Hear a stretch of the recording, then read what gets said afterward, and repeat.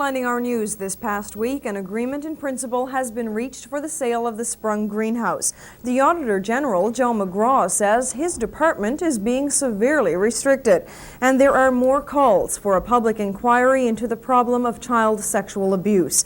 We'll have those stories when we continue with more of the Week in Review.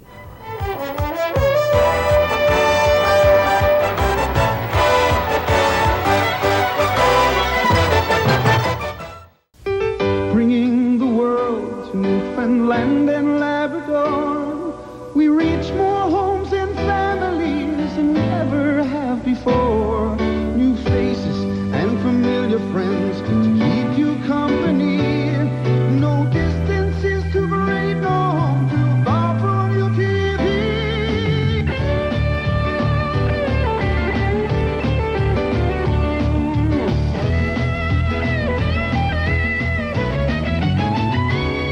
Five stars shine bright on satellite. Future's here today. More information flowing on technology's highways. In Newfoundland and Labrador, it's all right here to see. From the world to your TV, UTV is MTV. In Newfoundland and Labrador this fall. As NTV News reported last week, the Sprung greenhouse is to be sold to an international consortium that includes Dutch interests and pop singer Kenny Rogers. The agreement on the sale was announced Thursday by Agriculture Minister Rick Woodford. The sale price is $22 million, but there is no indication on how that money is to be divided. We had this report. Mr. Woodford issued a press release on the sale while still in Cabinet, briefing his colleagues on the latest in the negotiations. When he emerged with Premier Peckford, he had nothing new to add. Neither did the Premier. Nothing to say about anything that may or may not have been decided upon. The minister's there. I'm not going to mention anything about the negotiations. Like I just said, we are in a very sensitive stage with regard to those people, but we have got an agreement in principle, like I said. Well, an agreement in principle has to have some money involved. Sure. Could have a lot of things involved. Mr. Woodford, Mightn't have any either. has any arrangement made for Newfoundland to get back its 18 or 19 million dollars? Well, I'm sure that if I'm going to sit down and negotiate with someone, certainly going to be looking for something. But he wouldn't say how much, if any, of the $20 million the government has invested in Sprung would be coming back under the deal. He did indicate, however, that the Sprungs would probably no longer be involved if the deal goes through. No, we are negotiating, like I said, with Canadian, U.S. and European interest, and once that deal is done and the agreement is signed, Sprung will not be involved in the venture.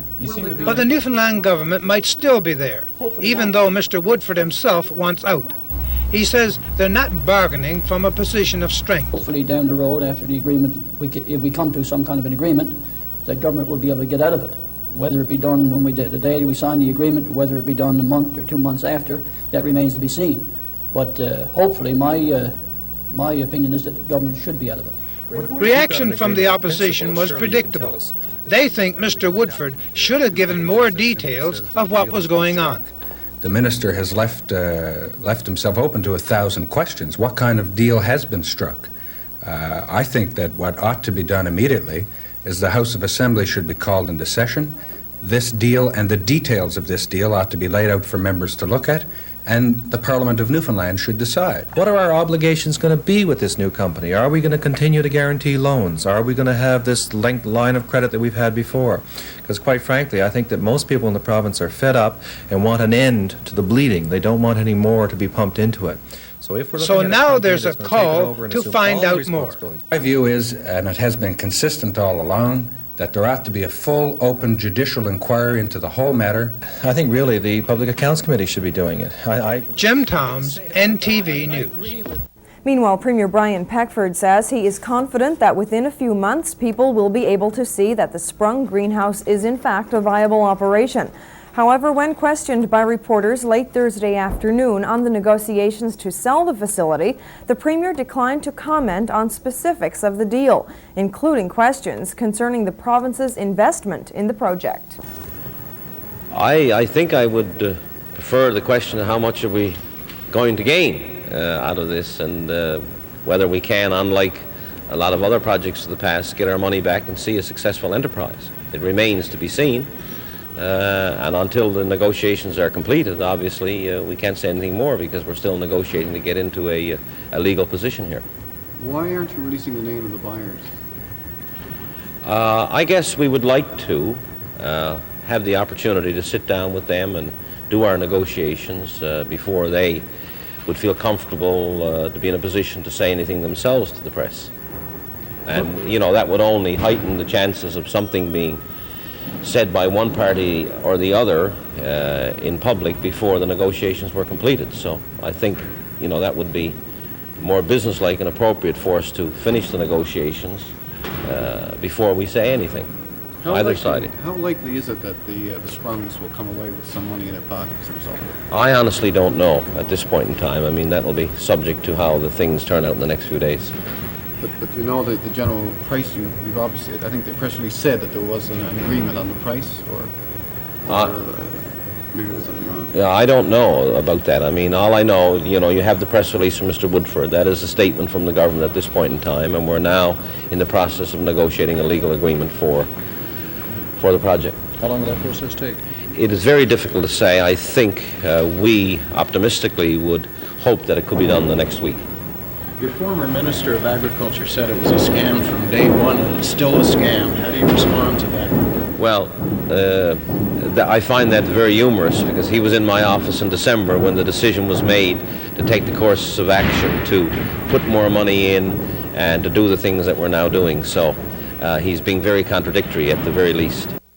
Newfoundland Auditor General Joe McGraw says his office is being severely restricted, and he feels it is only a matter of time before he is removed as the auditor of all Crown corporations. That statement was made Tuesday morning at a special hearing of the Public Accounts Committee. The meeting was called to discuss the Sprung greenhouse, and as anticipated, it resulted in a showdown between government and opposition members. The government members walked out of the meeting, and in the meantime, the Auditor General says the future of his department is very uncertain. We had this report. Government members had tried to prevent this morning's meeting from taking place. They wrote a letter to the Auditor General telling him it was not necessary to appear before the committee. Liberal member Beaton Tulk began this morning by questioning the Auditor General about the function of his department. Conservative Vice Chairman Wilson Callan then raised a point of order, saying that he should have been recognized before Tulk, and he accused the opposition members of playing games. Committee Chairman Winston Baker instructed the Auditor General to continue. Joe McGraw then went on to say that his mandate is being restricted and his office is being corroded. He said there is an intention to have him removed as the auditor for all Crown corporations. He said a hiring freeze has been imposed and his staff has been reduced. During his statement, Wilson Callan continued to raise various points of order. Opposition members said they couldn't believe what was happening to the Auditor General's department, and the Sprung issue was put on the back burner. After sitting for just over an hour, the government members announced they were leaving. We could see that the Auditor General was making a long-winded speech about his department being corroded, as he said. What he's talking about, I don't know. He didn't ask to meet with the committee, either publicly or privately, to express these concerns. So what the Auditor General, it seems to me what's happening here this morning is that the chairman, of course, has conveniently called the Auditor General here, and under the guise of having a new member that doesn't understand the department, the Auditor General's department, gives that new member an opportunity to ask all kinds of questions and gives the Auditor General an opportunity to make long-winded speeches about the role of his department and how it used to be and how it's not, it's going in a wrong direction now and so on. And this is all out of order, so we have no other choice than to walk out of the committee. In the meantime, the opposition members continued the meeting and went on with their questioning. Chairman Winston Baker said he is deeply concerned about the Auditor General's statements.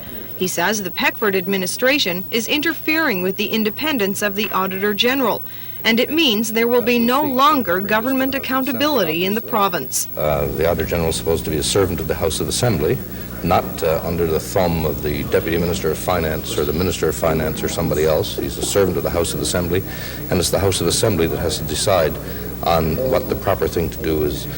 In the meantime, the Auditor General is in a very difficult position. His authority has been taken away. He will be under attack. He'll be under very severe attack in the next few days by members of government.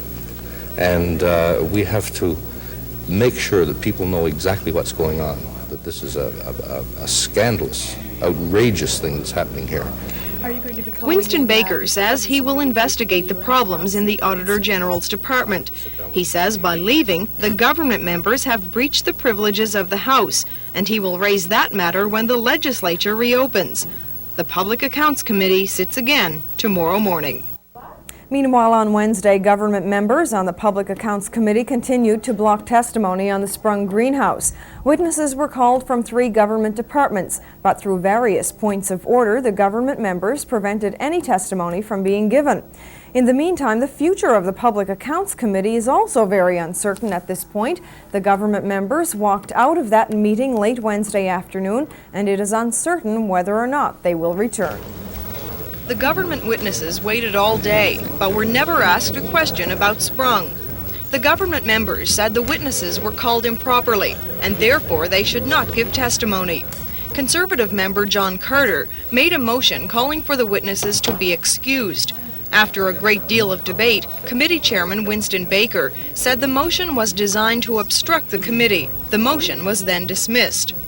John Carter then said Baker's ruling has destroyed the committee, and he said he will boycott further meetings.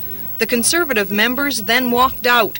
John Carter says he will now call on Premier Peckford to disband the Public Accounts Committee and all other committees of the legislature. This is going to be my recommendation, that it die a natural death. And all subsequent committees, every committee I can think of, they just don't work.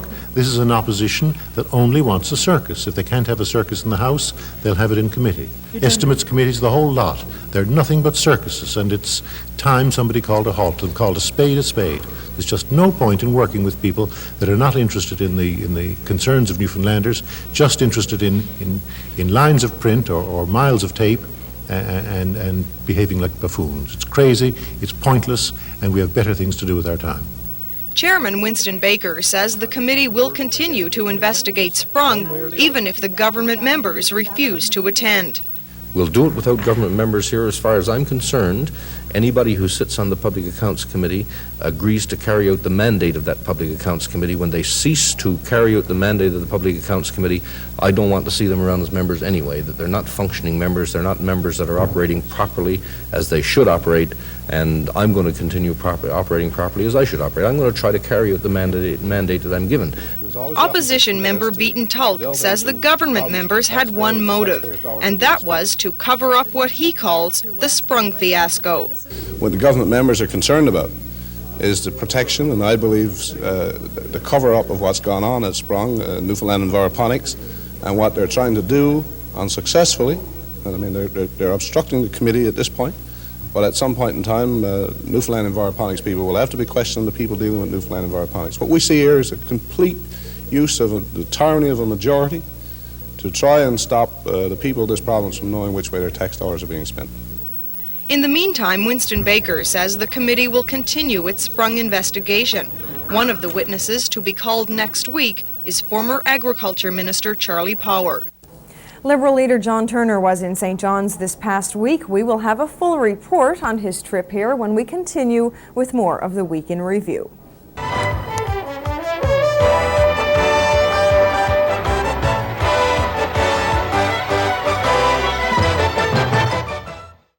National Liberal leader John Turner was in St. John's on Monday with most of his caucus. It was the first national caucus to be held in Newfoundland. One of its aims was to give provincial leader Clyde Wells a boost in his bid to become Premier. Mr. Turner rolled into St. John's early this afternoon on Air Canada Flight 600. He was greeted at the airport by provincial leader Clyde Wells and party president Norm Whalen. For Mr. Turner, hard-pressed with regard to his leadership, it was like coming home. First of all, I like St. John's, and I love it here. And the people of Newfoundland gave the Liberal Party great support in the last election. We picked up 2 more seats. We now have 5 out of the 7 federal seats. I think the timing couldn't be better, because I'm standing beside the next Premier of Newfoundland, Clyde Wells. And we're here to demonstrate to the people of Newfoundland and Labrador that the Federal Liberal Caucus and the Federal Party is 110% behind Clyde Wells. Inevitably, there were questions for Mr. Turner about the people yapping at his leadership heels looking for his job. Well, they're all coming up to the starting line, but I don't see any timer, I don't see any judge, I don't see any finish line, I don't see any gun.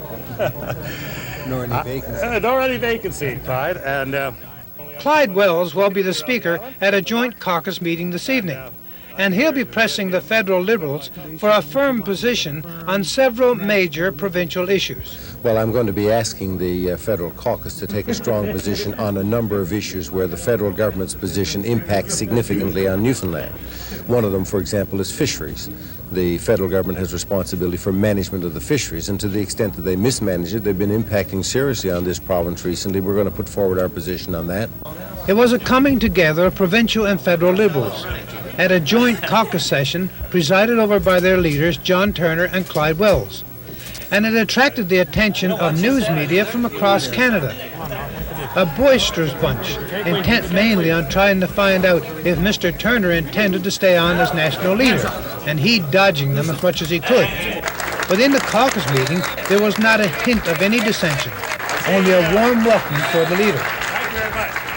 Mr. Turner wanted to focus the attention on Mr. Wells and the timing of the meeting. on the eve of an election, I feel sure. And he promised the full support of federal Liberals in seeing that Mr. Wells becomes Premier in the provincial election expected in June. Thank you very much. Then Mr. Wells got his chance at the closed meeting. The reason he was there. To present to you our views on a number of major matters where the federal government actions will particularly impact on this province.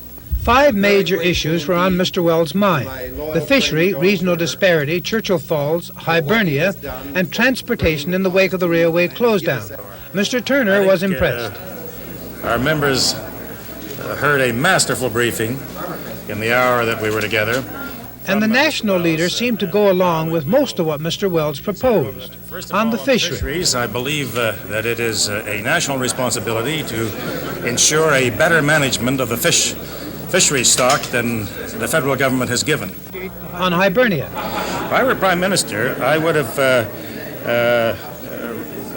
reduced that document to a legal contract, not a statement of intention. Right now, it doesn't mean anything. On railway and roads. I believe that in terms of the main Trans-Canada connection and the main trunk roads, that obligation ought to be maintained now that the railway is abandoned. On Labrador Power. I would recognize a fundamental obligation of the Parliament of Canada to ensure that Newfoundland Power, Labrador Power got to market. On regional disparity. We are going to look very carefully at the main proposition he has advanced that the only Mr. Wells wants regional disparity programs to be tied to regional unemployment rates. It would mean a great deal of help and extra help for Newfoundland because our unemployment rate is so high by comparison. John Turner said that what Mr. Wells proposed seemed to be very reasonable, but he's handing the document over to the chairman of the Atlantic Caucus for initial study.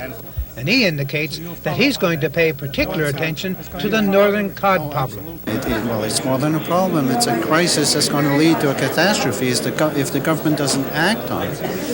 And we understand that there are thousands of jobs depending on the fish stock. For Clyde Wells, it was an evening that he looks on as a major highlight of his political career so far. He came out of it completely satisfied with the result. I got what I wanted from the caucus. Yes, I got a decision on their part to hear what I had to say. It was an absolutely excellent reception. I couldn't wish for more other than their Jim Toms, NTV News. There now appears to be dissension in the ranks of the Liberal Party on whether or not Newfoundlanders should get first crack at whatever fish is available. The provincial Liberals say yes. Clyde Wells made that clear in his presentation to their joint caucus earlier this week. But as we hear now in this report, federal Liberals are not so sure, including their leader, John Turner. You know, I don't think I'm required to respond as a federal politician to a document that's prepared for a provincial election. That was Mr. Turner today in St. John's at a press conference following the caucus meeting. At the opening of the same caucus Monday evening, Clyde Wells was pretty clear on what he had to say. He said that priority of fish quota allocations should be given first to this province's inshore fishery, second to its middle distance and offshore fishery, and third to other Canadian provinces. But Mr. Turner does not accept that order of things. Suggested all the Atlantic provinces, including Quebec, have an equal interest in a strong fishery stock. So I've endorsed the general themes of Mr. Wells's paper, but not every detail of it. I can understand why he's inserted that for provincial purposes, but that would not be necessarily my federal posture. In fact, it wouldn't. It's suggested that Mr. Turner is facing a revolt from within over his leadership. His stand on the priority of fish allocations could trigger some kind of revolt among the Newfoundland members of his caucus. It has always been the policy that we have followed that those closest to the resource have a priority. And anyone who thinks differently?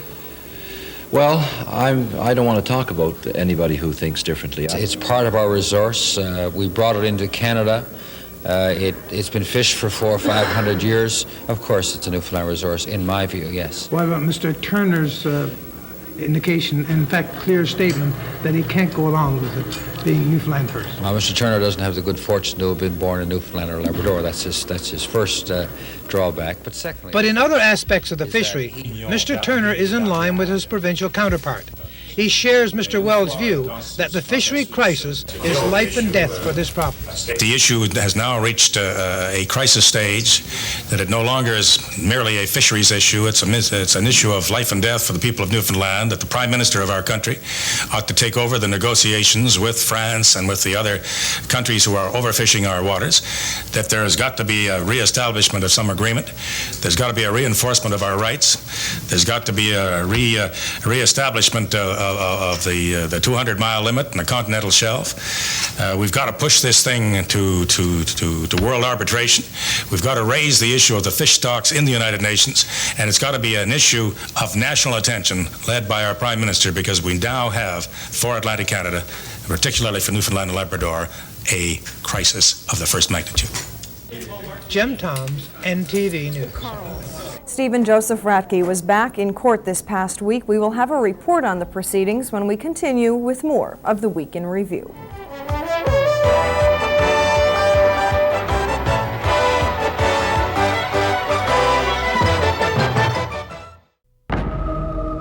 Earth. To all those that share this planet, the call has been placed to lead us into the future. Captain Canada has answered. To Captain Canada, the path has never been more clear. It means leading by example, shining our light across this borderless world so that all will be free to reach their heights and share in each other's vision. It means nurturing our world with compassion so that we truly recognize our interconnectedness. For Canada, as we weave our mosaic into the 21st century, our vision will be called upon. It is up to us. At NTV, we recognize the unique place history has given us. So, step up, Canada. It's our time to shine. Be a beacon of light and answer the call. NTV, Canada's leading superstation. Sentencing arguments in the espionage trial of Stephen Joseph Ratke were heard in Newfoundland's Supreme Court on Thursday. Crown Prosecutor Gordon McNabb told the court that Ratke should be sent to prison for no less than 10 years on each of the 2 spy charges. McNabb added that the Crown is willing to have the 2 sentences served at the same time. Meanwhile, Ratke's lawyer Bill Collins argued that the court should consider the rough upbringing his client went through when considering its verdict. NTV's Paul Harpel had that story. Crown Attorney Gordon McNabb told the court Ratke's crime was not against one person, but against all of Canada. He reiterated the documents Ratke passed along to the Soviets had the potential of seriously threatening national security. McNabb told Mr. Justice Fintan Aylward the sentence should be both punishment and a deterrent. He said rehabilitation and the fact Ratke pleaded guilty should not carry significant weight when it came time to reaching a verdict. McNabb also emphasized that Radke was not an innocent victim. He knew the risks involved and knew the price he would pay if caught. Defense attorney Bill Collins told Mr. Justice Aylward it was important to separate Stephen Radke from his crime when determining sentence. Collins said his client's troubled childhood, which included seeing his mother take her own life, had to be a factor. Collins went on to argue rehabilitation was also a factor to consider. He stated despite the prosecution's portrayal, Radke was not an experienced veteran in the world of espionage. Paul Harpel, NTV News. A Tory leadership candidate says he will make people a priority if elected. Loyola Hearn says on becoming Premier, he will hold a series of open policy conferences throughout the province. Hearn outlined the first step in his people policy during a news conference Monday morning. NTV's Valerie Feltham had that story. Loyola Hearn arrived at the news conference accompanied by supporters and 3 fellow MHAs. Hearn has held the education portfolio since 1985 and over the past few years has chaired the Social Policy Committee of Cabinet and has also served on the Planning and Priorities Committee. In this, his first leadership policy statement, Loyola Hearn says he'll focus on developing the human resource. The fulfillment of that mandate, says Hearn, will involve a complete redirection of many government departments and agencies. I will, on becoming Premier, set into motion immediately a process to hold a series of open policy conferences throughout the province. These conferences will be open to all interested individuals and groups, regardless of political affiliation. Hearn says he plans to open the avenues of communication by listening to and acting upon the ideas of Newfoundlanders. He says that process will form the basis of a 5-year social plan. Ministers must be accessible to the people. You cannot solve the problems of Newfoundland from the 8th or the 5th or the 3rd floor of Confederation Building. You solve them by getting out into the field, listening to the people and working with them. They can identify the solutions quite often, a lot better than we can. Today's announcement was the first in a series of 15 steps in the Hearn platform. Loyola Hearn says he'll release further details in the coming weeks as he travels throughout the province. In the meantime, the often low-key politician says he's now being perceived as a real force in the leadership race. You give me a chance to sit down and discuss the issues, my background, my plans with any group, and I will take my chances. So if we have 200 people out there not committed, if we have 100 in the bag, that's 300. That gives you a pretty good standing on first ballot. Valerie Feltham, NTV News. Still with the PC leadership race, Tom Rideout has now unveiled his policy platform. The price tag on the package is $25 to $30 million, but Rideout calls it smarter spending. He says the emphasis has to shift towards social programs and social development, and he feels that in the long run, his policies will save the government money.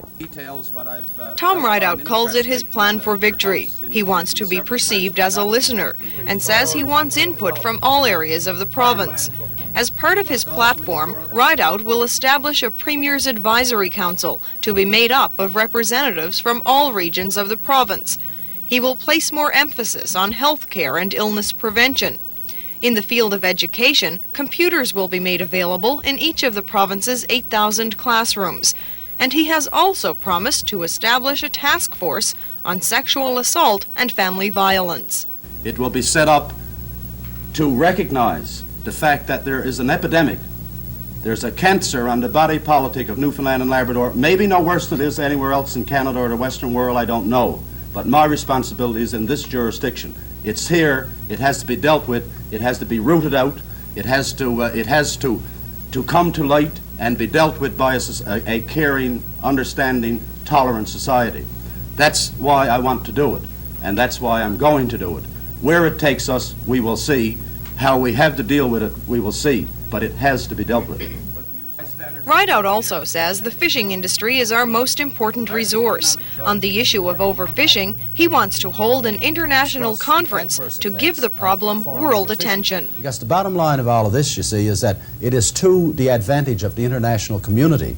As per the Law of the Sea Convention, the coastal state must share any fish resources that is surplus to its needs. So if we manage the resource properly and the fish stocks rebound and rebuild, anything that's above and beyond the needs of Canada must, by international law, be shared with the international community. So it's to their advantage long term to ensure that this stock is managed properly and grows. So that's the focus, that's the purpose, and I think the time is right to do it now.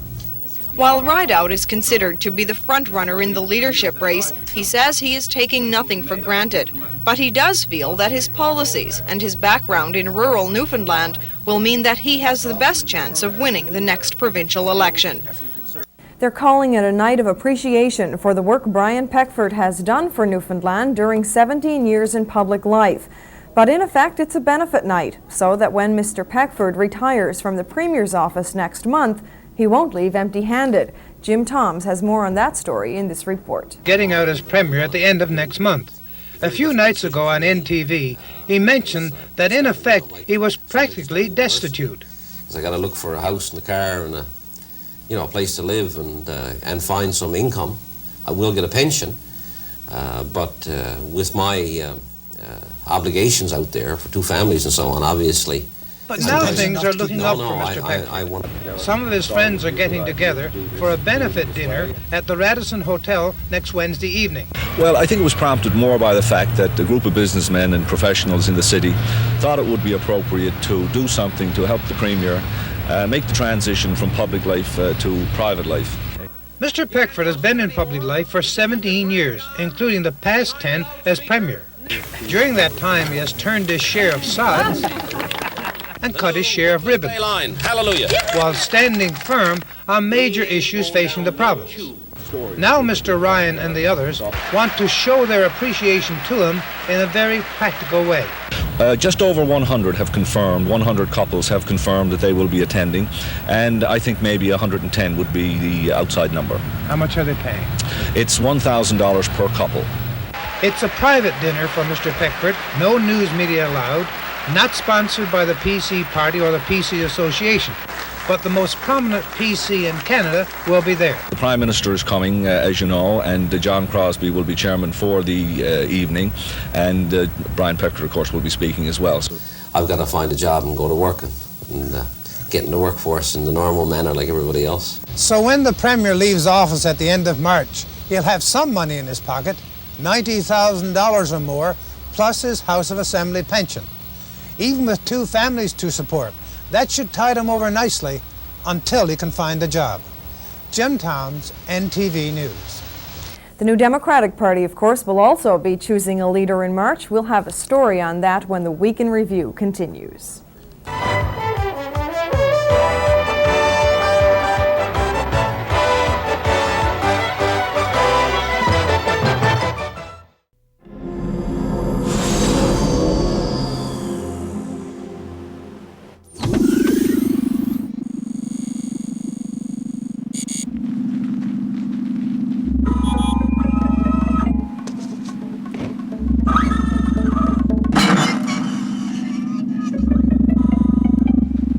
NTV. You never know where you'll find a Newfoundlander.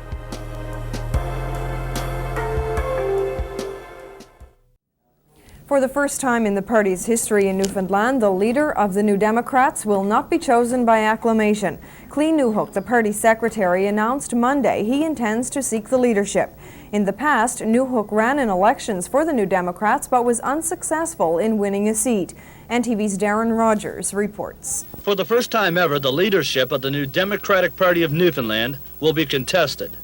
Entering the race today was Party Secretary Cleen Newhook. Newhook joins Jean Long, the MHA from St. John's East, in seeking the leadership vacated by Peter Fenwick.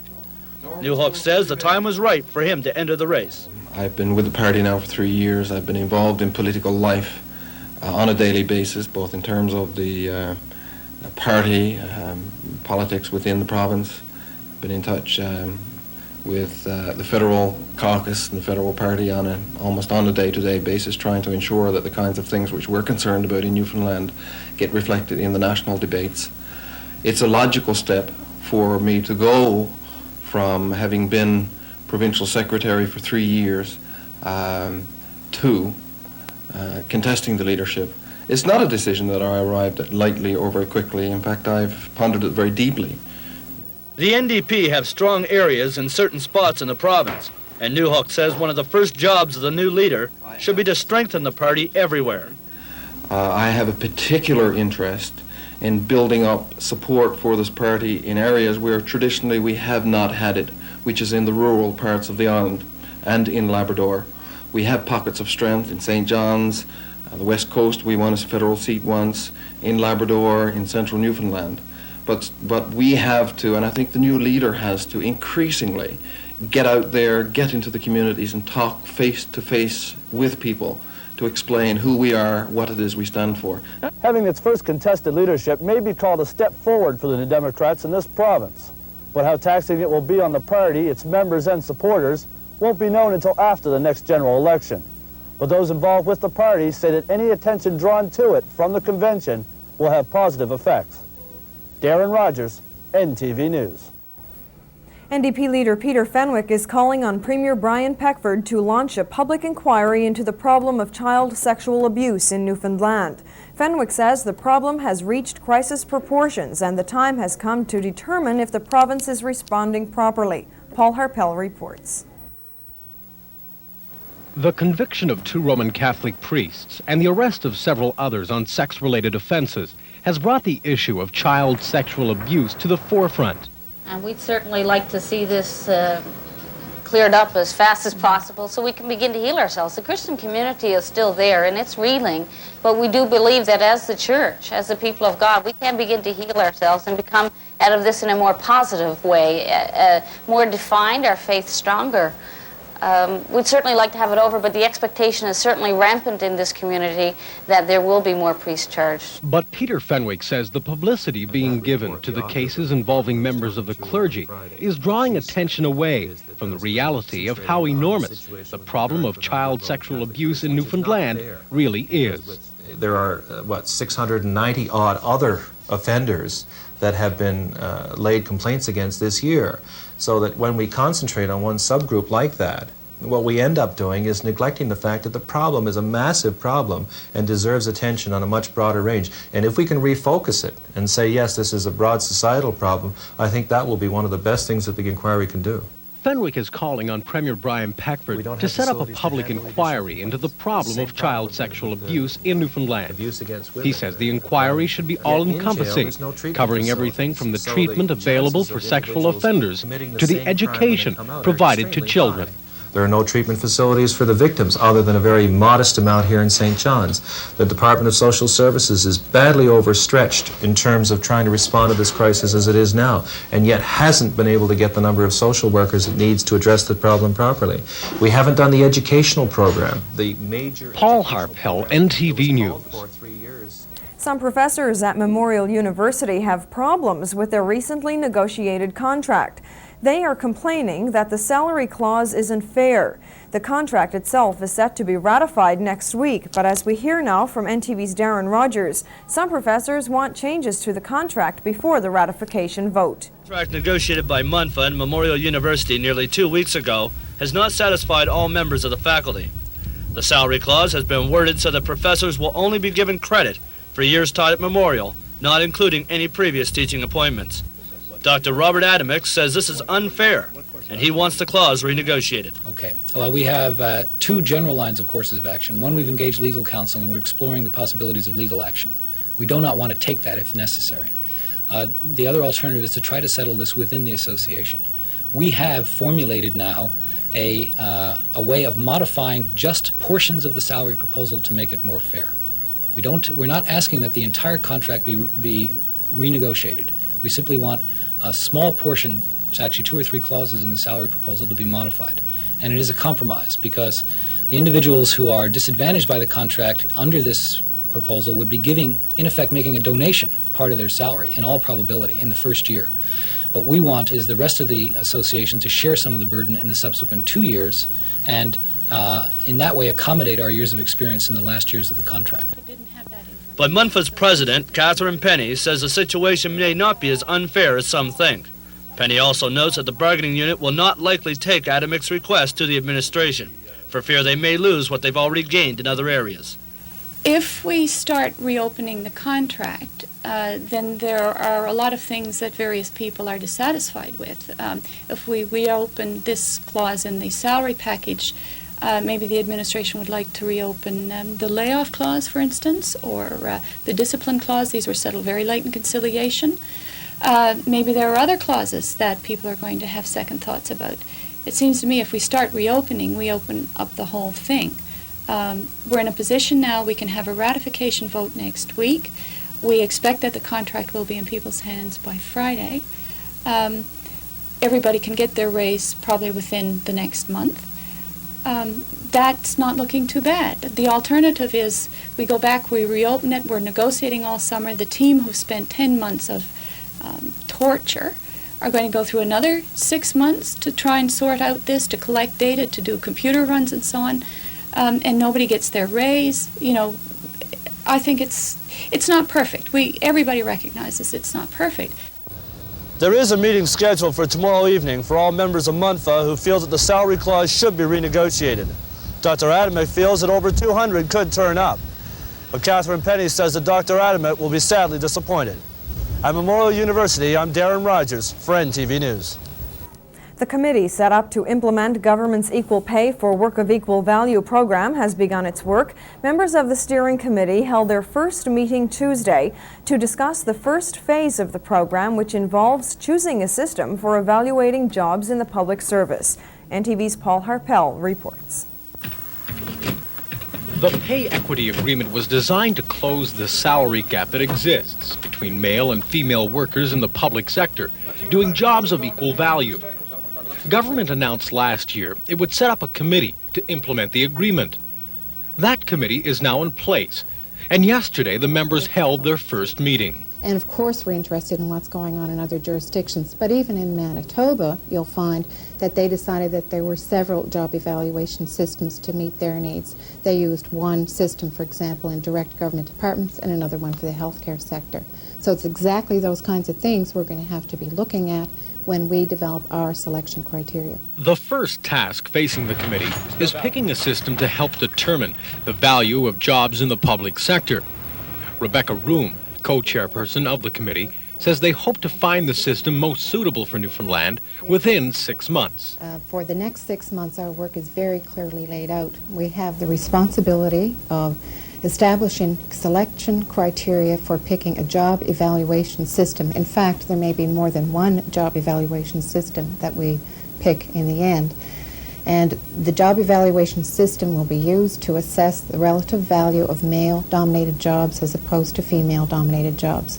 And the agreement which was reached between government and the 5 major public sector unions states that we have 6 months to get that work done. NAPE, the union that represents the largest number of public servants, has been calling for a pay equity program for years.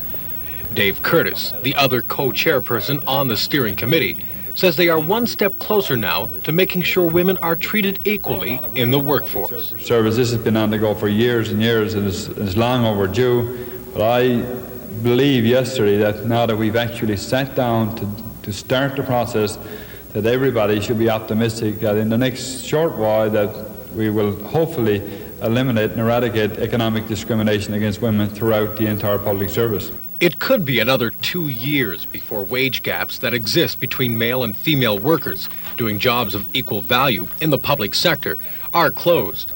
It may take that long to evaluate the thousands of government jobs that will be affected by pay equity. Paul Harpel, NTV News.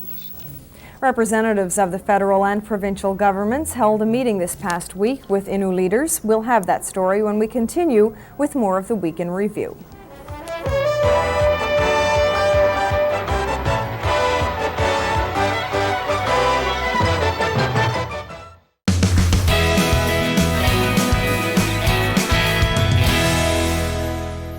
I'm Grace Butler. And I'm Diana Connors, and this is an NTV Children's Checkpoint.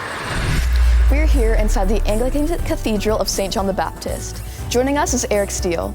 Eric, could you tell us a little bit about this massive pipe organ? Certainly. So this organ is actually nearly 100 years old. It's a Cassavant organ from Quebec from 1927, and it has 56 stops and 3,564 pipes. So from this tunnel, if we look into the passage, we can see that we have about half the pipes on this side, and then the other pipes are on the other side in a similar arrangement.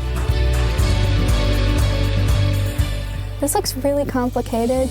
Yeah, it's a bit of a learning curve, I suppose, but what we really have is sort of 4 keyboards, just like a piano keyboard, plus a pedal board here, which you play with your feet. So it's just larger keys, just like you would play with your hands. And then each of these stops represents a sound. So when you pull on a stop, a different sound will come out. So there's a trumpet stop, a clarinet, etc. So it can sort of mimic different sounds. Could you play something for us, please? Oh, sure.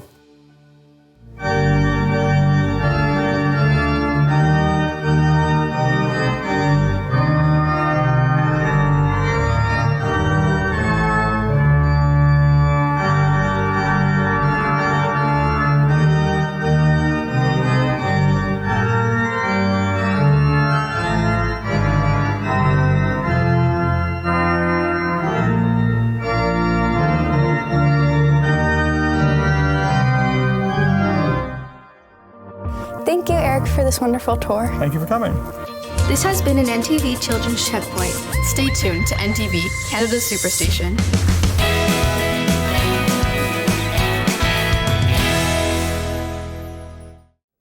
Representatives of the federal and provincial governments met on Thursday with Innu leaders. Talks were aimed at coming up with a framework for further discussions with regard to the disputed lands in Labrador. We have this report. The continuing battle over land claims in Labrador has gone to the table for talks. Members of the Innu Association met today with representatives from the federal and provincial governments.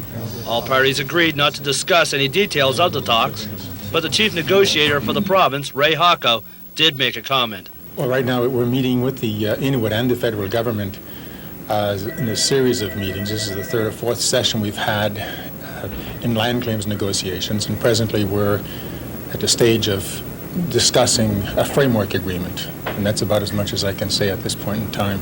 How long do you expect these meetings to go on?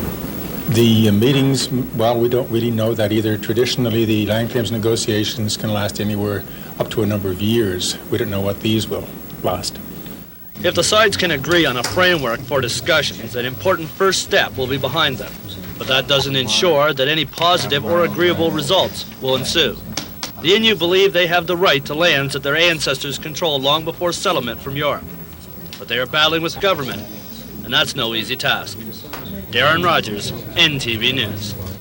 It is appropriately called a nugget pond, and it could be Newfoundland's next producing gold mine. The announcement was made at a press conference in St. John's on Monday. NTV's Jim Toms was there, and he filed this report. The pond is located on the Baie Verte Peninsula.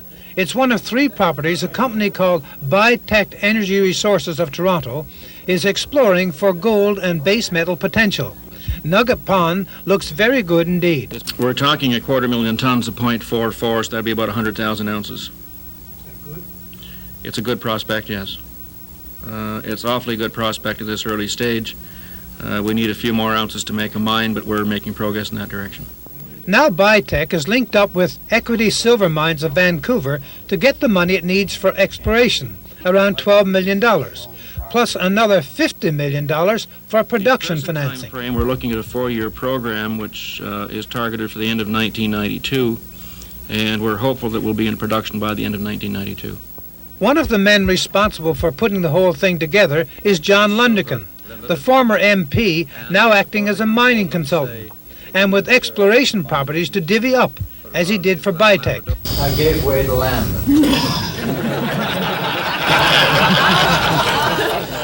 And that's what Mines Minister Jerry Dinh likes to hear. He wants to see more exploration going on top of what's already being done. We had something like $40 million exploration dollars spent in the province. There were something like 500 or 550 people working in the province last year in exploration. And of course, when gold and other mines start producing, it's money into the provincial treasury. We take a very reasonable and sensible 16% or thereabouts of Way net too high, Jim. of net profits. So they have to be making money in order for us to divvy up the pie. Jim Toms, NTV News.